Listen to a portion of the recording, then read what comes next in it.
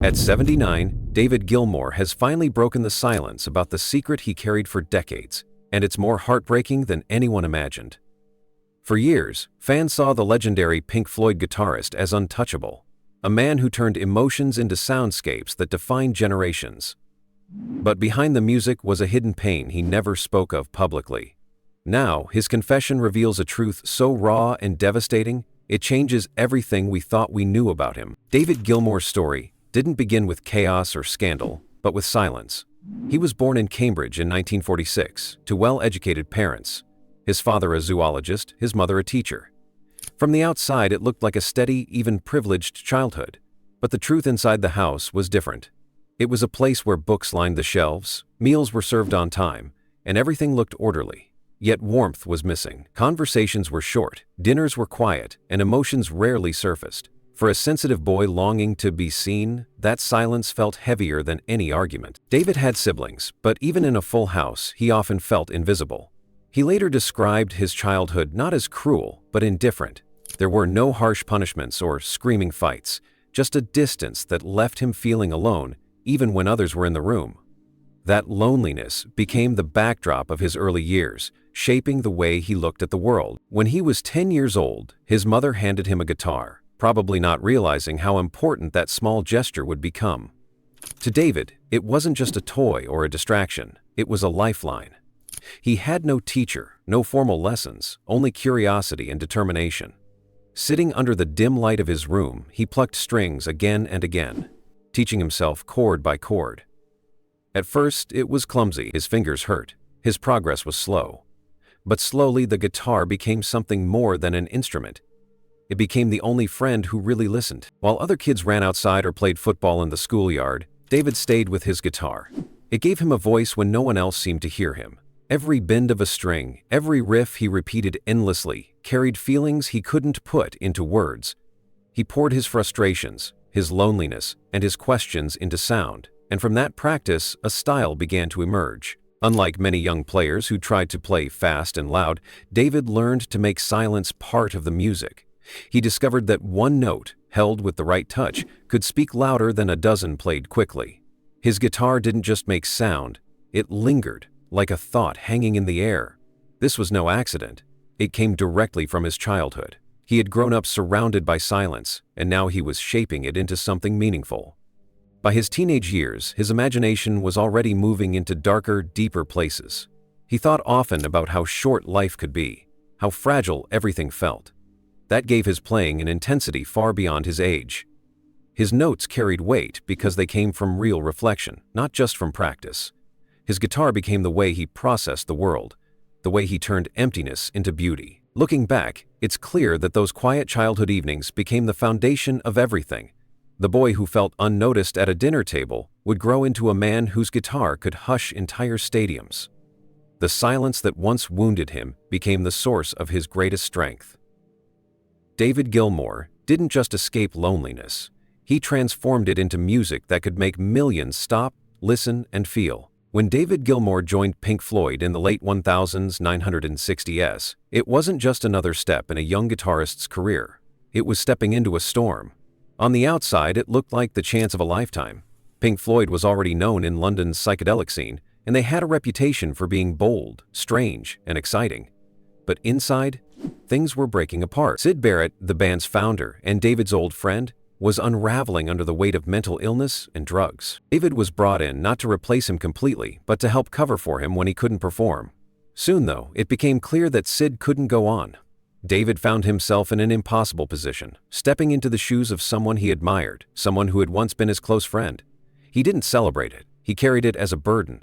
Even years later, he would admit that part of him always felt guilty, as though he had abandoned Syd even though he had no choice. From the very start then, Pink Floyd was not a clean beginning for him. It was already a story filled with loss. And yet, within a few years, the band became something far greater than anyone could have imagined. By 1973, The Dark Side of the Moon changed everything. The record wasn't just successful, it became a cultural event. It stayed on the Billboard charts for more than a decade. It sold tens of millions of copies around the world. People who didn't even normally listen to rock bought it, played it, and found themselves lost inside it.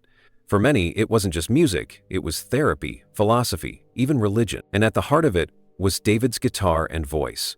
His solos in Time, his vocals in Breathe, the way his guitar cut through Money. They gave the album its soul. The strange thing was, the bigger the band became, the heavier the pressure grew. Every time Pink Floyd made a new record, the question hung over them: how do you follow this? How do you create something greater than Dark Side of the Moon? Instead of slowing down, they went higher. In 1975, Wish You Were Here paid tribute to Syd Barrett. The haunting lyrics of Shine On You, Crazy Diamond, paired with David's aching solos, carried the sorrow of losing a friend into a global anthem. For David, it wasn't just another hit. It was a farewell letter in music, one of the ways he tried to deal with the guilt and grief of Syd's decline. Millions of fans felt it too. Then came Animals in 1977, and The Wall in 1979, records that defined Pink Floyd as more than a band. They were storytellers of an entire generation's frustrations and dreams. But the cost of creating them was brutal. By this point, Roger Waters had grown more dominant, pouring his anger and his vision into the music. David, by contrast, leaned toward melody and beauty. The clash between them was both creative and destructive. Yes, the combination gave birth to magic. Comfortably Numb would never have existed without Roger's raw words and David's soaring guitar. But behind the magic were endless fights. Recording sessions turned into shouting matches. Rick Wright, the quiet keyboardist who had always been David's ally, was pushed out of the band during the Wall sessions. That decision haunted David for years. He would later say he wished he had stood up for Rick more, but at the time the band was tearing itself apart, and he didn't know how to stop it. By the early 1980s, Pink Floyd was fractured beyond repair. Roger Waters finally left, declaring that the band couldn't exist without him. He even tried to legally dissolve it. For David, this was devastating. He had poured his soul into Pink Floyd, carried them when Syd collapsed, written songs, sung them, and played solos that defined an era. Now he was being told it didn't matter, that without Roger, it was over. David refused to accept that. He fought for the band's name and eventually won the right to carry it forward. But even in victory, there was pain. Fans and critics constantly compared the new Pink Floyd under Gilmour to the classic Pink Floyd with Waters. Albums like A Momentary Lapse of Reason, 1987, and The Division Bell, 1994, were successful, filling stadiums and selling millions. But still, the question lingered. Was it really Pink Floyd, or just a shadow of what had been? David himself admitted the weight of that legacy was both a blessing and a curse. On one hand, he could step onto a stage and play a single note, and tens of thousands of people would hold their breath. His guitar had become that powerful, that iconic. On the other hand, every new song he wrote, every performance, was judged against the impossible standards of the past. For most musicians, one masterpiece would be enough. For Pink Floyd, every album had to be another masterpiece. This constant comparison wore on David. He knew the world would never stop measuring him against the ghost of Dark Side, or the power of The Wall. He also carried other ghosts. Syd Barrett, who lived out the rest of his life in quiet obscurity, was always there in David's thoughts. Rick Wright, who eventually returned to the band but later died of cancer, left another hole in his heart. Even the friendship with Roger, which could never truly be repaired, weighed on him. Pink Floyd had given him the world, but it had also taken pieces of him he could never get back. And yet David never stopped.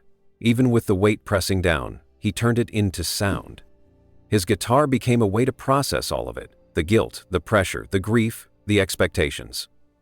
In those long, bending solos that seemed to float above time, you could hear the weight of everything he carried. His gift was not just playing notes, but making them feel like emotions made visible. In the end, that is the paradox of Pink Floyd for David Gilmour.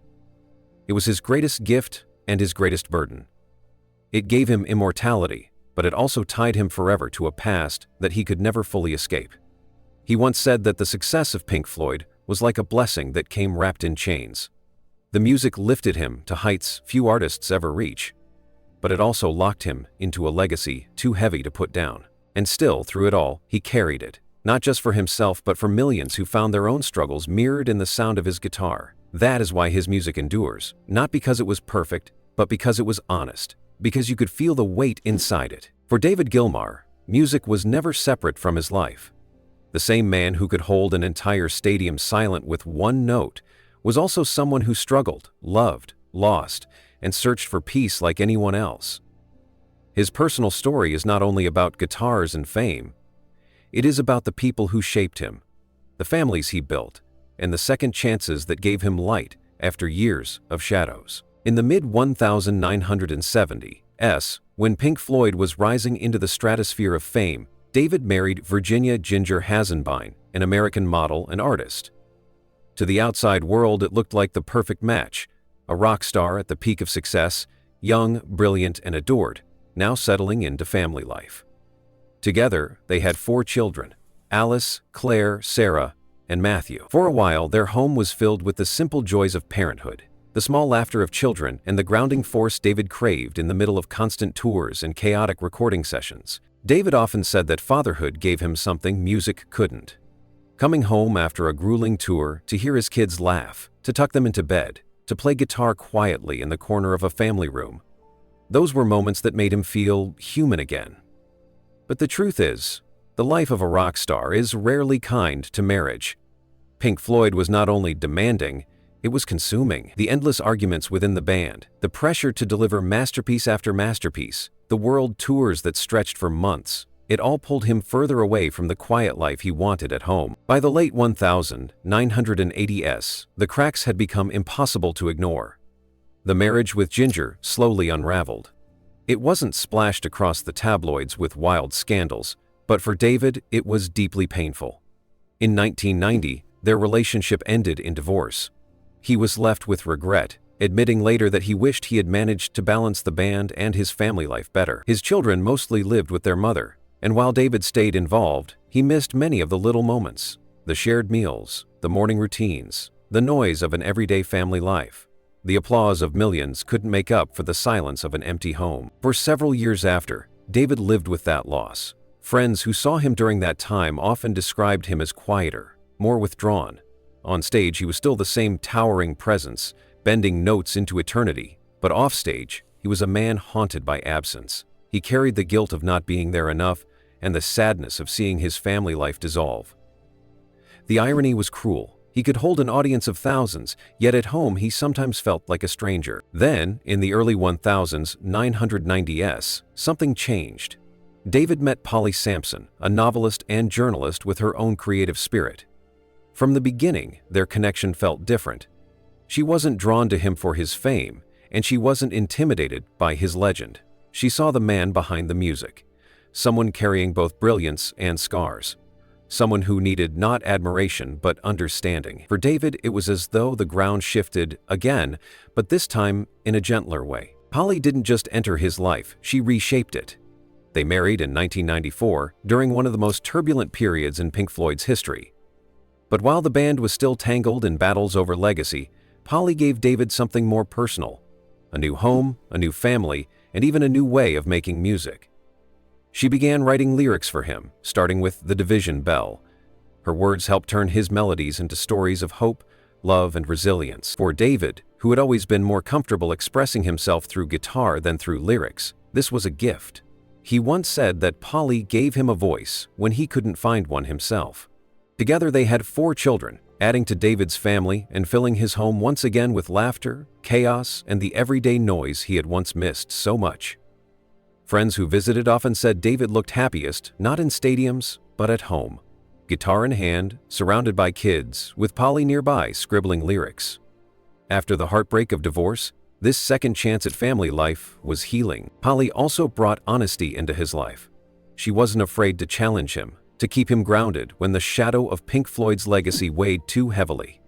She was a partner in every sense: wife, collaborator, confidant. With her, David didn't need to be the rock star. He could just be a husband, a father, and a man still trying to make sense of his journey. Their partnership spilled into his solo work as well. Albums like On an Island, 2006, and Rattle That Lock, 2015, carried her words and his melodies, blending into deeply personal records that were more about reflection than spectacle. These weren't records chasing charts. They were confessions set to music. The voice of a man who had endured storms but found light again, Fans could feel the intimacy in every song. It wasn't just Pink Floyd's grandeur anymore. It was David Gilmour's heart. Looking back, David has often spoken about love and loss with the kind of honesty that only comes from experience. He knows the pain of watching a marriage collapse under the weight of distance and fame. He knows the regret of not always being there for his children. But he also knows the rare gift of second chances. The kind of love that arrives later in life, not as fire and chaos, but as warmth and steadiness. With Polly he found not perfection, but partnership. Someone who walked with him through the later chapters of his life, shaping both his music and his soul. Now, in his later years, David often reflects on what truly matters. Yes, Pink Floyd gave him immortality, but it also came with battles and burdens. What saved him in the end was love. The love of his children, who grew up knowing both the brilliance and the flaws of their father. The love of Polly, who helped him turn regret into resilience and silence into song. The love of music itself, which never abandoned him, even in his darkest moments. David Gilmour's story of love, loss, and second chances isn't just about a rock star. It's about the universal truth that even after heartbreak, there can be healing. Even after mistakes, there can be redemption. And even after silence, there can be music again. David Gilmour's life has always carried two threads woven together: music and silence. From the lonely boy in Cambridge who learned to pour his feelings into a guitar, to the man whose solos filled stadiums across the world, that balance has never left him. His legacy today is not only about the records he made or the tours that sold out in minutes. It is about the way he gave silence a voice, and how he turned pain and loss into sound that millions still carry with them. Pink Floyd's music will always be tied to him. Songs like Comfortably Numb, Wish You Were Here, and Shine On You Crazy Diamond are now more than just classics. They are part of the cultural memory of entire generations. People don't just listen to those tracks, they feel them. Gilmour's guitar lines rise and hang in the air like unspoken truths. Fans often say that his playing sounds like emotion itself, stripped of words. That style came from the very core of who he was. He learned young that silence had weight, and he used it to shape his music. But Gilmour's legacy goes beyond the studio and the stage. It also lies in how he handled the weight of what Pink Floyd became. The band was never easy. It was brilliance mixed with battles, brotherhood scarred by betrayal. He carried the ghosts of Syd Barrett, Roger Waters, and Rick Wright with him, long after the spotlight faded. Each one left an imprint on him. Syd with his tragic decline, Roger with their endless clashes, and Rick with his quiet loyalty until his death. These relationships defined the music and the man. Even when he tried to move forward, those memories stayed close, haunting but also guiding. After the band fractured, Gilmour could have lived only in the shadow of the past, but he chose differently. He built a new path, one that leaned into smaller stages, quieter albums, and songs that reflected who he was becoming rather than who fans demanded he should be. Albums like On an Island and Rattle That Lock weren't made for chart domination. They were made for peace, for reflection. They were the work of a man who no longer needed to prove himself to the world. He wanted only to tell his truth. That truth also showed in his generosity. In 2019, he sold more than 120 of his guitars, including the famous Black Strat, the instrument that shaped some of the greatest solos in rock history. It sold for nearly $4 million, 0 cents. But instead of keeping the money, he donated the entire $21,500,000, 0 cents raised, to a climate charity. For Gilmour, it wasn't about collecting trophies. It was about letting the tools that gave him so much also give back to the world. That act spoke louder than any encore.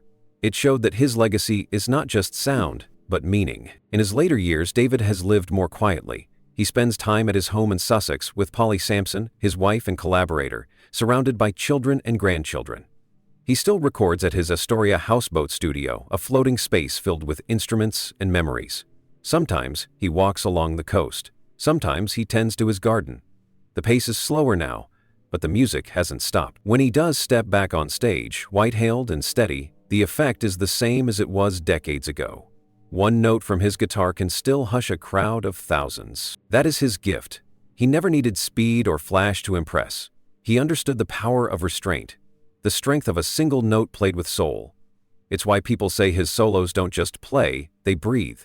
They sound like memory, like longing, like something deeper than words. That style, born from the silence of his childhood, is the heart of his legacy. And yet, Gilmour has also spoken openly about the burdens that came with it all. The fame, the pressure, the expectations, those things left scars. The fights with Waters, the loss of Wright, the collapse of friendships, and the endless comparisons to the past, they all took their toll. But in the end, he chose not to let bitterness define him. Instead, he leaned into what gave his life meaning: family, music, and a quiet sense of peace. Fans often ask what makes his music so lasting. The answer may be simpler than people think.